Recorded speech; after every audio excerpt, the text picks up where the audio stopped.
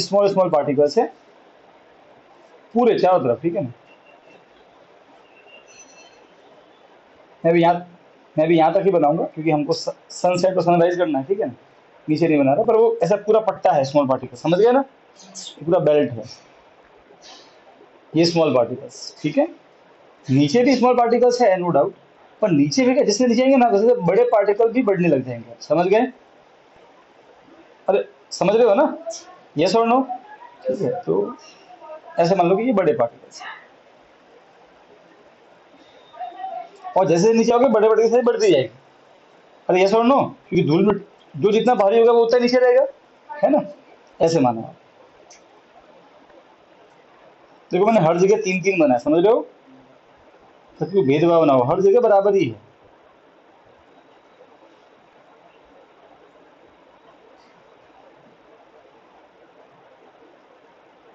Answer छुपा है सन के डिस्टेंस में।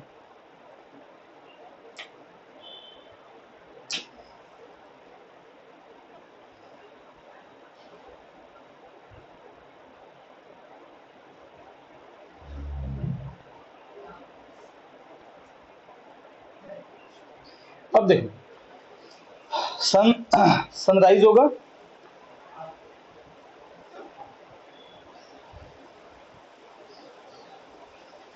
ठीक, ये हम है, ठीक है ना, ये वाला पार्ट हम। देखो अब सन राइज हो रहे हैं, सन उग रहा है, तो ऐसे यहाँ दिखेगा। सनसेट है तो यहाँ दिखेगा।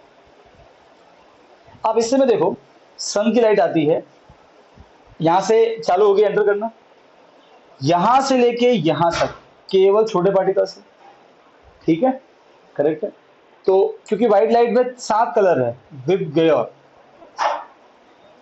ठीक है। तो छोटे पार्टिकल्स किसको ज्यादा बिखोरते हैं, छोटे कलर्स को। अब हमारा जो एटमोस्फियर है उसमें, मैं आपको एक फोटो भी दिखाऊंगा एक दिन, उसमें एस्ट्रोनॉट जो जाते हैं ना स्पेस स्टेशन में, जब देखते हैं ऊपर से तुमको अर्थ के ऊपर ऊपर पूरा ब्लू कलर दिखता है, ऊपर ऊपर पार्ट में। क्यों, क्योंकि ऊपर जो पार्टिकल की साइज है वो सबसे ज्यादा किसको बिखोरती है, ब्लू। क्योंकि देखो ये अगेन साइज पर डिपेंड करता है, ठीक है। अलग अलग साइज के पार्टिकल अलग को बिखोरेंगे। जो हमारे एटमोस्फेयर पार्टिकल साइज ऊपर की और साइज है वो ज्यादातर ब्लू को बिखोरती है। तो यहां से यहां तक ब्लू ऑलमोस्ट पूरा खत्म हो गया, यस और नो। फिर लाइट को यहां से लेके हम तक पहुंचना है, तो इतना डिस्टेंस ट्रेवल करना है। इसमें पार्टिकल बड़े बहुत ज्यादा अमाउंट में आ रहे हैं, तो फिर इनको भी टाइम मिल जाता है बिखरने का। अब मुझे बात बताओ, ब्लू तो यहाँ तक खत्म, ब्लू यहाँ तक ब्लू बिखर गया। अब यहाँ से कौन बिखरना चालू हुआ, येलो, ऑरेंज, रेड। अब हमारा मुंह तो यहाँ पे ना, तो हमको क्या दिखेगा, ये तो दिखेगा ना, हमारे आसपास तो यही है। एक्चुअली ब्लू कलर भी है पर वो पीछे है। तो अगर हम एक रॉकेट लेके ऊपर जाए और यहाँ पहुंच जाए, मान लो कि मैं रौनक को यहाँ भेज दूँ और अपने रैनिस यहाँ खड़ा है, रैनिस बोलेगा लाल है आसमान, रौनक बोलेगा पागल हो गया क्या, ब्लू भी है लाल भी है, उसको दोनों देखेंगे। अरे भाई समझो, एक लाइन बच्चों की लाइन खड़ी है, ठीक है। अब जो बच्चे मेरे सबसे नजदीक होंगे मुझे तो वही दिखेंगे ना यार, जो पीछे होंगे वो मुझे नहीं दिखेंगे, सीधी सी बात है। इसका मतलब थोड़ी मतलब वो बच्चे है ही नहीं पीछे, वो तो है। अभी इस सुबह क्या होता है, मतलब दोपहर के आसपास में जब लाइट आती है तब भी एंटर करता है, पर देखो तब जब यहाँ से यहाँ तक ब्लू हो गया पूरा, अब यहाँ से यहाँ तक देखो कम डिस्टेंस ट्रेवल करना है, यस और नो।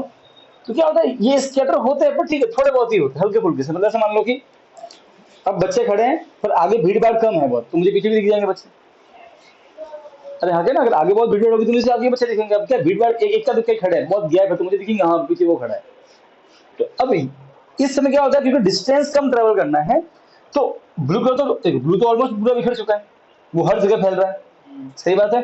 अब इनको मौका कम मिल रहा है, तो ये ऑलमोस्ट ना के बराबर दिख रहे हैं, तो फिर हमको ज्यादातर क्या दिखे, ब्लू दिखेगा, तो हमको ये नोटिस भी नहीं होगा। पर शाम को क्या होता है, ये बहुत ज्यादा बिखर जाता है, क्योंकि बहुत बहुत सारे बड़े पार्टिकल बीच में आ जाते हैं। और बेटा ये डिस्टेंस सच में हजारों किलोमीटर होती है, आप समझ रहे हो, यस और नो। तो ये सन के डिस्टेंस की वजह से होता है। सुबह और शाम को सनलाइट को हम तक पहुंचने के लिए ज्यादा डिस्टेंस कवर करना है। इसीलिए जो इसको बोलते हैं स्मॉल वेवलेंथ। ये वेवलेंथ क्या होता है, ये भी नाइन तो पढ़ा था, बस छोड़ दो, डीप में जाना नहीं इसको। ये है स्मॉल वेवलेंथ। याद कैसे रखोगे, जिनको छोटे पार्टिकल बिखोरते हैं वो स्मॉल वेवलेंथ, ठीक है। और ये लार्ज वेवलेंथ, ऐसे याद रखिए, ठीक है। तो जो शाम और सुबह के समय लार्ज वेवलेंथ वाले कलर ज्यादा बिखरते हैं, और बाकी समय जो स्मॉल वेवलेंथ है वो ज़्यादा बिखरता है। ये भी बिखरते हैं पर बहुत कम मात्रा में, इसलिए हमें नोटिस नहीं होते। क्लियर है? ऐसे समझो कि एक बाल्टी है, उसमें मैंने 3 गिलास डाला ब्लू कलर और 1 ढक्कन डाला रेड कलर, ब्लू ही दिखेगा ना, समझे? रेड कलर उसमें है पर वो इतना नोटिस नहीं होगा आपको, इस लाइक दैट। समझ गए? तो ये सब डिस्टेंस की वजह से। क्लियर है? तो ये आपका भ्रम है सिर्फ, एक्चुअल में इसका कोई कलर है ही, ठीक है, कोई कलर तो है ही इसका। बस अगर ज्यादा, अब मान लो कि मैं ऐसे पार्टिकल लेके आ जाऊं, ठीक है, ऊपर इमेजिन करो कि जो ज्यादा रेड को बिखरे तो मुझे हर समय लाल लाल ही दिखेगा, खून खून खून। तो डिपेंड है पार्टिकल की साइज पे, ठीक है? क्लियर है? ओके। अब हमको ये समझना है कि, और ये फंडा कौन सा, ये डिस्पर्जन नहीं है, ये स्कैटरिंग है, ठीक है? डिस्पर्जन में लाइट बिखरती नहीं है, लाइट अपने साथ जो कलर से बने हैं बस वो 7 कलर अलग अलग हो जाते, बिखर ऐसे। स्कैटरिंग में होता क्या, सब कलर भी अलग अलग होते हैं और कलर चारों तरफ फैल जाते हैं, वो स्कैटरिंग। और डिस्पर्जन, कलर अलग अलग हो जाते हैं पर फैलते नहीं है, वो जाते एक ही डायरेक्शन में, बस इतना फर्क है, जो कि प्रिज्म में होता था। जैसे कि रेनबो होता है, वो डिस्पर्जन है क्या, जब रेनबो होता है क्या पूरा आसमान लाल पीला दिखता है क्या? नहीं, इसे एक पट्टा दिखता है ना आपको, कि वो एक पर्टिकुलर डायरेक्शन में लाइट जाती है, समझे? यस और नो? पर शाम को देखा होगा पूरा आसमान लाल पीला दिखता है, तो लाल पीला सब अलग भी हुआ और फैल भी गया, दोनों अलग अलग फंड है। सबसे बढ़िया एग्जांपल रेनबो और शाम का समय लेते हैं, सही बात है ना? रेनबो देखा होगा, जब रेनबो होता है पूरे चारों तरफ लाल पीला हरा हो जाता है, नहीं होता ना, सिर्फ एक पर्टिकुलर जगह पे हमको वो दिखता है, क्योंकि डिस्पर्जन में कलर अलग होते हैं पर फैलते नहीं है, एक फिक्स डायरेक्शन में जाते रहते हैं, तो हमको सिर्फ उतने उतने भाग में ही वो दिखेगा, बाकी जगह नहीं दिखेगा। और शाम को वो बिखरते अलग अलग भी होते हैं, बिखरते भी हैं। क्लियर है? कंसेप्ट क्लियर एकदम? तो ये सब लाइट की डिस्टेंस की वजह से होता है। क्लियर? इनफैक्ट दोपहर को अगर देखोगे ना सन को, आप सुबह देखना सन को तो वो लाल पीला या येलो दिखेगा, अब देखना दोपहर का वो वाइट दिखेगा ज्यादातर। आसमान में मैं सन की बात कर रहा हूँ अगेन, क्योंकि क्या होता है, मैक्सिमम जो लाइट होती है, ठीक है, जो ये बड़े वेवलेंथ की लाइट है तो बिखर ही नहीं पाती है। ये सुनो, तो अगेन अभी भी लगभग लगभग बहुत सारे कलर साथ में ही है, यस और नो, तो हम वाइटिश फीलिंग आती है। इनफैक्ट अगर आप सन को, कल मैं फोटो भी दिखा था, वाइट दिख रहा था, स्पेस से देखा था, ठीक है, वो अलग बात है।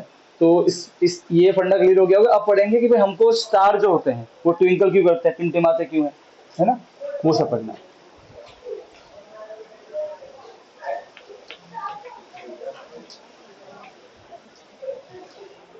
देखो, मैं जितनी भी बातें यहाँ लिख रहा हूँ उन सभी का कारण है refraction of light, refraction of light by earth atmosphere. मैं जो भी पढ़ाऊंगा अभी सबका कारण यही है। देखो, वाइट रेनबो का कारण क्या है, डिस्पर्जन ऑफ लाइट। ये ब्लू क्यों दिखता है, इसका है लाल क्यों दिखता है, स्कैटरिंग। और अब जो पढ़ा रहा हूं उसका सबका कारण है refraction of light by earth atmosphere, ठीक है? इसमें अपन सबसे पहले पढ़ेंगे कि जब सन सुबह उग रहा होता है, ठीक है, हमें 2 मिनट जल्दी दिखता है, सनराइज हमें 2 मिनट जल्दी दिखता है। इसका मतलब क्या, इसका मतलब समझना।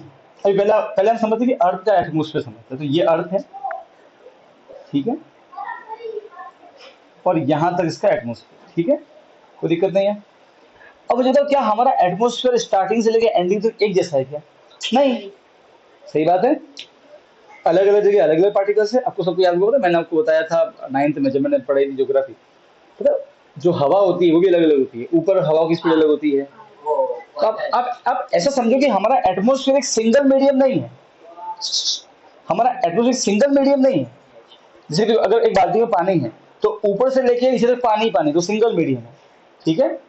हमारा एटमोस्फेयर जो है ना, उसमें एयर तो है पर अलग अलग टाइप के पार्टिकल्स, अलग अलग टाइप की गैसेस। जैसे कि अगर आप जैसे ऊपर जाओगे ऑक्सीजन कम होती जाती है, सुना होगा आपने, है ना। तो आप एटमोस्फेयर का मानो कि ये बहुत सारे मीडियम का मिक्सचर है। यहाँ से यहाँ तक अलग टाइप की एयर, यहाँ से यहाँ तक अलग टाइप की मीडियम नंबर 2, यहाँ से यहाँ तक अलग टाइप की एयर। मेरी बात समझ में आ रही है? हमारा जो एटमोस्फेयर है वो अलग अलग हम उसको अलग अलग मीडियम में बांट सकते हैं। हाँ क्या ना, क्योंकि वहां पे अलग तरह के पार्टिकल्स है, ऊपर लाइटर पार्टिकल ज्यादा है, नीचे आओगे तो दूसरी गैसेस मिलेगी, और नीचे आओगे तो डस्ट मिलेगी, वाटर वेपर मिलेगा। मेरी बात समझ में आ रही है? तो हमारा जो एटमोस्फेयर एक्चुअली वो सिंगल मीडियम नहीं है, वो अलग अलग मीडियम का मिक्सचर है। अब हम सब जानते हैं कि जब लाइट एक मीडियम से जाती है दूसरे मीडियम, क्या होता है? रिफ्लेक्शन होता है। What is reflection? लाइट का डायरेक्शन चेंज होना, इधर टुवर्ड नॉर्मल, इधर अवे फ्रॉम नॉर्मल। सही बात है? अरे हाँ के ना, मतलब बेसिकली लाइट जो होगी वो ऐसे ऐसे ऐसे मुड़ती जाएगी। अरे हाँ के ना, कभी नॉर्मल की तरफ, कभी नॉर्मल से दूर, तरफ दूर, तरफ दूर, ऐसे ऐसे हो। करेक्ट है? अरे यस और नो, सही होगा? ठीक। अब हम समझते हैं द कंसेप्ट ऑफ हॉराइजन। देखो, जब सुबह होने वाली होती है, आप खुद सोचो, अब माइंड में रखना ये एक अलग अलग मीडियम से, ठीक है? ओके, बाहर तो वैक्यूम है, सही बात है, और ये एयर है। तो वैक्यूम तो रेयर मीडियम है, वहाँ कुछ है ही नहीं, और एयर क्या है उसके मुकाबले? डेंसर है, तो लाइट नॉर्मल की तरफ बेंड होगी। सीधी सी बात है। ठीक है, अब देखो, अभी हम सब जानते हैं कि सुबह जब हो रही होती है तो सन हमारे जस्ट ऑपोजिट होगा इधर, तो इधर तो होगा नहीं, मतलब दिख जाएगा। अरे हाँ क्या ना, हम इस बाजू होंगे, सर उस बाजू होगा। तो मान लो कि यहाँ पे अपना राज खड़ा है, एक कंसेप्ट आता है हॉराइजन का, ठीक है? ये इसकी मुंडी है राज की, ऐसा, ठीक है? अभी देखो अर्थ घूम रही है ऐसे, तो जैसे जैसे अर्थ ऊपर आएगी, अब सन तो फिक्स होता है हमेशा, हाँ क्या ना? सन इज ऑलवेज फिक्स, कोई दिक्कत नहीं है, सन इज ऑलवेज फिक्स, वो अपनी जगह पे ही है, अर्थ ही घूमती जाती है। अब देखो, अभी मुझे बात बताओ, हम जैसे सीधा खड़े हो, मैं एक बहुत बड़ी बिल्डिंग पे खड़ा हूं, सीधा देखूंगा, तो हम हमसे जानते हैं कि हमको एक हद के बाद में उसके जो नीचे वो दिखता नहीं है। सही बात है ना? एक हद तक दिखेगा सीधा, उसके बाद में दिखेगा नीचे क्या? नहीं दिखेगा ना। आप कभी समुद्र में जाते होंगे, आपको दिखता है कि हाँ वो छेड़ा है, पर उस छेड़े के नीचे क्या, वो नहीं दिखता ना। तो हम इसको बोलते हैं हॉराइजन, तो जहां तक हमारी आंखें देख सकती है, तो उसके नीचे हमको कुछ दिखेगा नहीं। अरे हाँ क्या ना? तो राज का भी हॉराइजन होगा, अपना भी हॉराइजन होगा, तो मान लीजिए इसका अपना हॉराइजन अभी अब ये इस ऐसे इस पोजीशन में खड़ा है, तो ये दिखेगा सीधा, तो इसका जो हॉराइजन है वो ऐसा। करेक्ट है? अरे हाँ क्या ना, मतलब इसके क्योंकि अभी इस ये ऐसे एंगल पे है कि जब अर्थ घूमेगी ना इसको, तो जब धीरे धीरे राज यहाँ पे आएगा, तब उसको यहाँ का भाग दिखना चालू हो जाएगा। सही है? जब तक वो यहाँ पे तो दिखेगा नहीं। अच्छा, अब समझते हैं। अब देखो, अब समझो, जो सन की लाइट है, अभी देखो रात को सिर्फ इतना पार्ट दिख रहा है, इसके ऊपर दिखेगा ये सब, ठीक है? इसके नीचे दिखेगा नहीं। अब सन की प्रैक्टिकली सोचे, ठीक है, ये सनराइज होने से 2 मिनट पहले का मैं बता रहा हूँ, ठीक है? नॉर्मली क्या होना चाहिए? मान लो कि एटमोस्फेयर नहीं होता, मान लो कि ये नहीं है एटमोस्फेयर, ठीक है? तो क्या होता? सन की लाइट आती, मैक्सिमम से मैक्सिमम ये, और सारी ऐसे निकल जाती। अरे हाँ के ना, क्या सन से कोई भी लाइट राज की आंख तक पहुंच रही है? नहीं। तो राज को सन दिखना नहीं चाहिए। हाँ, जब ये अर्थ यू घूमेगी, रोटेट होगी, जब राज यहाँ आ जाएगा, तो शायद इसको ये वाली लाइट है, ये दिखना चालू हो जाए। सही बात है? तब उसको सन दिखेगा। अगर एटमोस्फेयर नहीं है तो ऐसा होना चाहिए। करेक्ट है? पर हमारे अर्थ में क्या है? एटमोस्फेयर है। अरे है कि नहीं है? एटमोस्फेयर है। तो क्या होगा उस समय? समझ, एक तिगड़मबाजी होगी, धोखा होगा हमारे साथ में। धोखा क्या होगा तो समझ, ये सनराइज होने से 2 मिनट पहले का खेल बता रहा हूं, ठीक है? अभी हमारे पास में एटमोस्फेयर है। अब होता क्या है, ये जो लाइट जो पहले, अब ये राज का हॉराइजन है, ठीक है ना? ये हॉराइजन थोड़ा इसको ट्रेस करना। अब सन की जो रेस जब एटमोस्फेयर नहीं था, जो बिल्कुल जा रही थी सीधी की सीधी, अब यहाँ पर वास्तविक में बड़ा एटमोस्फेयर है। अरे यहाँ के नाम, ये एटमोस्फेयर है, कोई दिक्कत नहीं है। अब यहाँ सन रे पहुंची, यहाँ वैक्यूम, यहाँ एयर, तो ये रेयर और ये डेंस, यहाँ बना दू नॉर्मल। नॉर्मल। अब सच में इसका रास्ता क्या है? ये, पर क्योंकि लाइट अब रेयर से डेंस जा रही है, नॉर्मल की तरफ बैंड हो जाएगी, and the light will reach Raj की आंखों को। अब राज की आंखों में लाइट किस डायरेक्शन से पहुंच रही है? इस डायरेक्शन से, हाँ के ना? तो राज को सन यहां दिखेगा, पर जबकि सन ओरिजिनल में यहां होगा।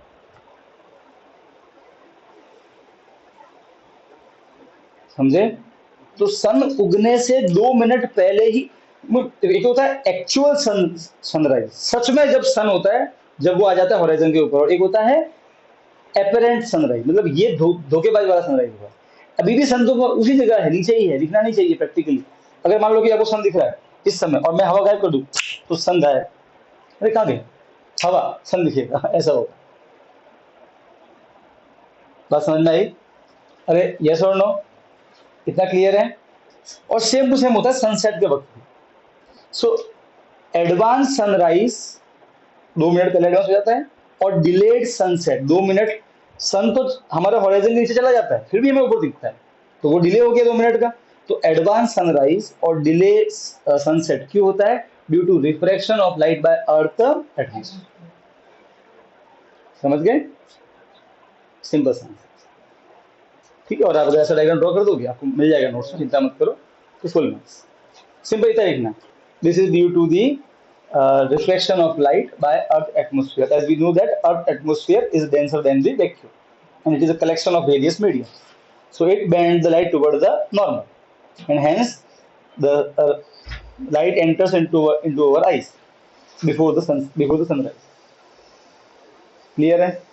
ये तो इसका आंसर हो गया, ठीक है। अब समझ, ये तो हो गया। अब समझते हैं तारे की टिमटिमाता, जबकि मून नहीं टिमटिमाता, जबकि दोनों ही स्पेस में ही है, करेक्ट है। अगर आप वीनस को देखोगे मॉर्निंग, शाम को जाना छत पे और देखना, सबसे जो आपको पहला तारा दिखेगा ब्राइट तारा, वो वीनस होता है।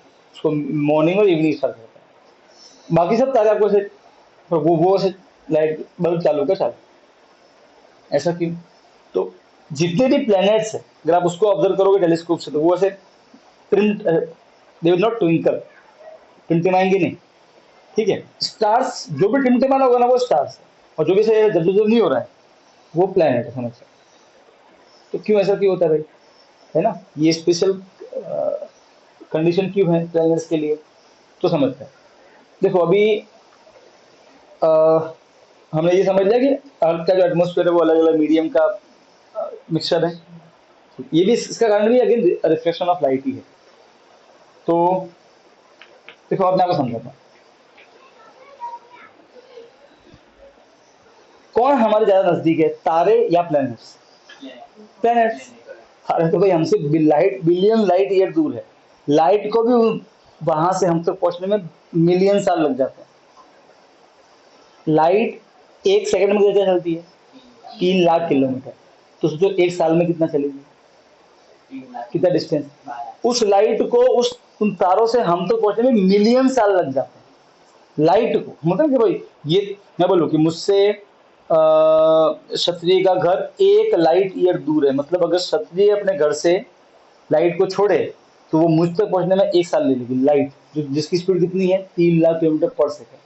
आप जस्ट इमेजिन कर लो कि इसका घर हमसे कितना दूर होगा। अब सोचो वही लाइट हम तक पहुंचने में ही 10 लाख साल ले, 20 लाख साल ले, तो डिस्टेंस कितना लंबा होगा? तो ये तो बहुत छोटा डिस्टेंस है। अगर हम बात करें यूनिवर्स की, कुछ तारे तो हमसे 500 ट्रिलियन लाइट ईयर दूर है। अब सोचो स्पेस कितना बड़ा है, ठीक है। तो तारे हमसे बहुत दूर है। अब एक बात बताओ, आपको किताब पढ़नी है, एक आपके पास टॉर्च है, आपने बिल्कुल पास में रखी, तब आपको बढ़िया दिखेगी किताब कि आपने वो टॉर्च 1 किलोमीटर दूर रखी और फिर रखा तब अच्छी दिखेगी। पास में रखेंगे तभी, क्यों? क्योंकि जब टॉर्च दूर होगी तो उससे जो लाइट आ रही है ना, वो सभी लाइट बुक तक नहीं पहुंच पाएगी, सही बात है ना। बहुत सारी बिखर जाएगी, कुछ कुछ पार्ट शायद पहुंचेंगे, शायद थोड़ा बहुत धुंधला दिखे, पर जब पास में होती है तो उससे ज्यादा लाइट हम तक पहुंचती है, करेक्ट है? अरे यस और नो? अरे भाई हाँ के ना, सही बात है, ठीक है। बस यही केस यही होता है तारों में और प्लैनेट्स में। As compare to stars, planets are much closer to our eye. तारे बहुत दूर है। अब समझो ये हमारी आंख है, ये हमारी आई है, हम उसको देखने वाले, ठीक है। किसको देखने वाले हैं? तारे को देखने वाले। यहाँ तारे, ओके। अब तारे से जो लाइट हमारे आंखों तक आ रही है वो तो ऑलरेडी बहुत दूर है, तो बहुत कम लाइट आ रही होगी लाइट। अरे यस और नो, ठीक है। मान लो कि 1-2 रेज आ रही है तारे से, कितनी आ रही है? 1-2 रेज आ रही, 1-2 रेज ही आ रही, समझ रहे हो? यहाँ 3 रेज आ रही, कम ही आ रही होगी, सीधी सी बात है। अब हम तो जानते हैं कि भाई तारे और हमारी आंखों के बीच में क्या आता है? एटमोस्फियर। तो लाइट क्या कभी सीधी आएगी क्या? नहीं। कैसे आएगी? ऐसे ऐसे ऐसे होगी, लाइट का रास्ता मोड़ेगा। और हम ये भी जानते हैं कि जो अर्थ का एटमोस्फेयर है ये कोई एक मीडियम तो है नहीं, अलग अलग मीडियम है। करेक्ट है? मुझे बात बता, मेरे हाथ में टॉर्च है, मैं ऐसे बटन चालू करूं तो ऑन बंद ऑफ ऑन ऑफ, टिमटिमाना मतलब कुछ और नहीं होता है, ऑन ऑफ ही होता है। टिमटिमाना मतलब क्या होता है? ऑन ऑफ ही होता है। जैसे कि ये मेरी टॉर्च है, टिमटिमा रही है, ये ऑन, टिमटिमाना मतलब ऑन ऑफ। तो एक्चुअल में हो कुछ नहीं रहा है, देखो समझना। मान लो कि ये हमारा एटमोस्फेयर है, ठीक है। अब क्या होता है, जब स्टार की लाइट पहुंचती है एटमोस्फेयर तक, ठीक है, तो मान लो कि अभी हम हमारे आंखों तक पहुंची, अभी हमारे आंखों तक 3 लाइट की रेज पहुंच रही है, इमेजिन करो, ठीक है। ऐसे मुड़ते मुड़ते झक झक झक झक झक झक, बात समझ में आ रही है? पर हम जानते हैं कि हमारा जो एटमोस्फेयर है वो तो इट कीप ऑन चेंजिंग, हवा चलती रहती है, अरे हाँ के ना। तो कभी क्या, कभी 3 रे पहुंचेगी, कभी ऐसा कि ये तो हमारे हाथ में नहीं है कंडीशन तो, ठीक है। तो कभी कभी ये होगा कोई एक रे पहुंचेगी, ऐसे मुड़ते हुए, बाकी रे यूं ही मुड़ते हुए और डायरेक्शन चली जाएगी, क्योंकि वो तो मीडियम हमारे हमारे कंट्रोल में है नहीं। अरे हाँ के ना, वो तो हमारे कंट्रोल में है नहीं ना, यस और नो। फिर वापस से क्या होगा, वापस से कंडीशन चेंज होगी, वापस से 3, 1 की बजाय 2 पहुंच जाएगी, अगली बार 2 की बजाय 3 पहुंच जाएगी, फिर अगली बार शायद 1 भी ना पहुंचे, सब मुड़ जाए अर्थ के रिफ्लेक्शन की वजह से। तो हो क्या रहा है, कभी हमारी आंखों में लाइट ज्यादा आ रही है, कभी कम आ रही है, ज्यादा ज्यादा कम ज्यादा कम, तो वैसे जब ही होगा ना, तो जब ही तो होगा। आपने अगर रोड लाइट देखी हो, पता है वो जब होती है, जब मतलब क्या है, कभी ज्यादा कभी कम, ज्यादा कम ज्यादा कम, बस वही है। करेक्ट है? एक तो ऑलरेडी आप समझो, मान लो कि आप किसी जगह गए, आपको सिर्फ खाने को ही एक रोटी मिल रही है, उसमें से भी कोई आधी निकाल दे तो बहुत फर्क पड़ेगा ना। मान लो कि आपको खाने को मिल रही है 12 रोटियां, और फिर उसमें से एक कम कर दे, कोई ज्यादा असर पड़ेगा नहीं। करेक्ट है? पर मिल ही एक रही है, उसमें से भी आधी निकाल दो, तो फिर फर्क पड़ेगा नहीं पड़ेगा? तो सेम लाइक दैट, ऑलरेडी कम लाइट आ रही है, बहुत दूर है तारा, और उसमें भी अर्थ के जो रिफ्लेक्शन है उसकी वजह से क्या हो रहा है, कभी आंखों में एंटर करती है ज्यादा लाइट, कभी करती है कम लाइट, कभी ज्यादा कभी कम, क्योंकि एटमोस्फियर हमारे कंट्रोल में नहीं हो सकता। यकीन मानो, अगर ये नहीं होता ना रिफ्लेक्शन, तो तारा टिमटिमा, स्पेस में तारा कभी टिमटिमाते नहीं, हमारे रिफ्लेक्शन होता ही नहीं है। आप उसे ऐसे देख रही चालू, बात समझ में आई? तो मून पे तारा कभी टिमटिमाएंगे नहीं। क्लियर है बात? बात समझ में आएगी नहीं? डन। तो सिर्फ प्लैनेट्स पे वहां से लाइट आती है, प्लैनेट नजदीक है। अब समझो, जो नजदीक होगा उससे तो लाइट ऑलरेडी बहुत ज्यादा आंखों तक आ रही है, यहाँ पे ना। तो जो भाई प्लैनेट तो कुछ करोड़ किलोमीटर ही दूर है, कुछ करोड़, ठीक है। तारे तो मिलियन लाइट ईयर दूर है, अगर उसको मैं किलोमीटर में निकालने जाऊं तो प्रॉब्लम हो जाएगी। आप समझो, 3 लाख किलोमीटर 1 सेकेंड में, ठीक है, 1 सेकेंड में। तो 1 मिनट में कितने सेकेंड? 7। एक दिन में कितने मिनट, कितने, 24 घंटे, ठीक है। ये एक दिन हुआ, और फिर 365 दिन करो, ये लाइट का डिस्टेंस 1 साल का। और उसी लाइट को हम तक पहुंचने में 500 मिलियन साल और लग रहे हैं, उसमें 500 मिलियन, 50 लाख और ऐड करो, 500 लाख और ऐड करो, अभी डिस्टेंस निकालो किलोमीटर में, बम बम बम जा रहा है। सही बात है, तो तारे बहुत दूर है हमसे, इसलिए लाइट बहुत ऑलरेडी बहुत कम पहुंचती है, ठीक है। प्लैनेट तो कुछ करोड़ किलोमीटर ही दूर है। तो अब अगर मैं बात करूं प्लैनेट की, ठीक है, तो मान लो अब ये तारे की जगह पर हम लेके आते हैं प्लैनेट। देखो लाइट तो उसकी भी रिफ्लेक्शन होगी, कोई भेदभाव नहीं होगा रिफ्लेक्शन में, तो पर ये मून है या कोई प्लैनेट है, वो बहुत नजदीक है, तो उससे हमारी आंखों तक ऑलरेडी 15 से 20 रेज पहुंच रही है। बात समझ में आ रही है? ऑलरेडी बहुत सारी लाइट, क्योंकि वो नजदीक है ज्यादा, है ना। जो आपकी ज्यादा नजदीक होगी टॉर्च, वो आपको ज्यादा लाइट दिखेगी, सीधी सी बात है। उससे बहुत, क्योंकि वो नजदीक है तो उससे लाइट ज्यादा पहुंच रही है। अब अर्थ के रिफ्लेक्शन से अगर 1-2 खिसक भी क्या फर्क पड़ जाएगा, हमें नोटिस भी नहीं होगा। एक्चुअली वो हमारी आंखों की कमजोरी है, हम उसको नोटिस नहीं कर पाते। वहां भी ऐसा हो, वहां भी कभी थोड़ी सी कम हो, हल्का सा।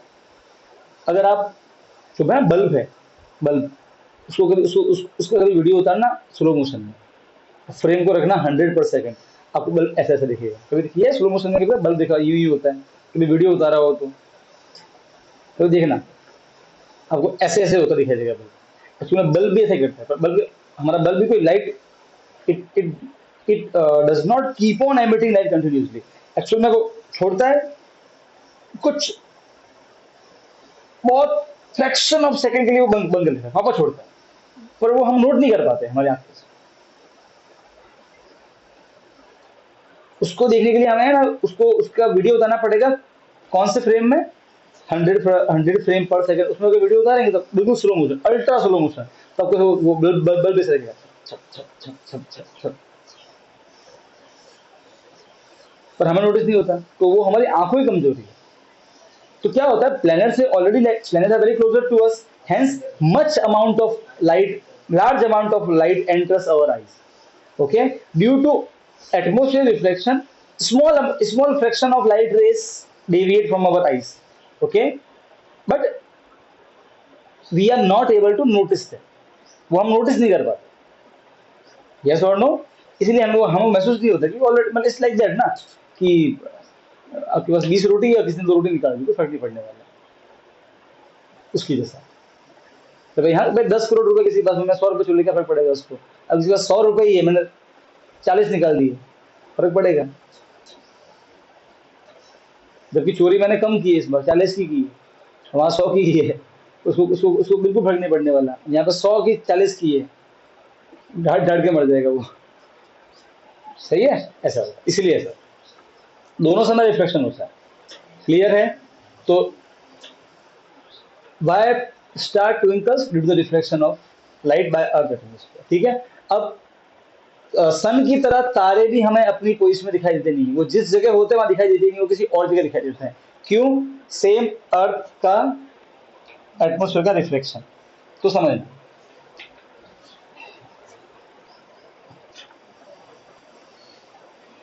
ये धरती माता है, ये धरती माता पे रानी माता खड़ी है, ठीक है, ठीक है ना? और ये रानी माता की आंख, मैं जूम कर दिएगा, ठीक है। ये अर्थ का एटमॉस्फेयर, तारा यहाँ पे है, समझे? तारा यहाँ पे, तारे की लाइट आई, समझ रहे हो? तारे की लाइट आ रही है ऐसे, फिर एक लाइट तारे की ऐसे भी आ रही होगी, सही बात है, ठीक है। समझ, इन दोनों को समझते हैं। अगर एटमॉस्फेयर नहीं होता तो ये तो निकल जाती है रानी माता के सिर के ऊपर से, ये भी निकलती सिर के ऊपर से, और जो बिल्कुल आंख तक पहुंचनी चाहिए, ये वाली, ये सीधे आंख तक पहुंचती, सही बात है, अगर एटमॉस्फेयर नहीं होता। पर एटमॉस्फेयर है, ये रेयर, एयर डेंसर, ये नॉर्मल, और यहाँ के ना, तो क्या होगा, नॉर्मल की तरफ बैंड करेगी, तो ये तो बैंड होके आंखों पहुंचेगी नहीं, ये भी बैंड हो जाएगी। ओरिजिनल रास्ता ये है, इसका ओरिजिनल ये, पर ये बैंड होगी, ये यहाँ आंखों में पहुंचेगी। अब आंखों में पहुंच गई। अब रानी की आंखों में लाइट कहाँ से आ रही है? क्या इधर से आ रही है कि इधर से आ रही है? इधर से आ रही है ना, वो रेनिस का मैंने एग्जाम्पल दिया था, लोटा हाथ में था, हाँ, तो बस वही है। तो अब बापू को तो रेनिस यहाँ दिख रहा है, पर रेनिस वहां कांड कर रहा है। तो रानी की आंखों में लाइट इस डायरेक्शन से आ रही है, तो रानी को तारा इतने दिखेगा, ठीक है। So this is the actual position and this is the apparent position, ख्याली वाली पोजीशन, धोखे वाली पोजीशन, सब मोह माया है। भगवान ने सही बोला, सब मोह माया है। बात समझ में आई कि नहीं आई? ऐसा इसलिए होता है, समझ गए? अरे भाई हाँ के ना, और कोई चैप्टर में है टॉपिक रहेगी?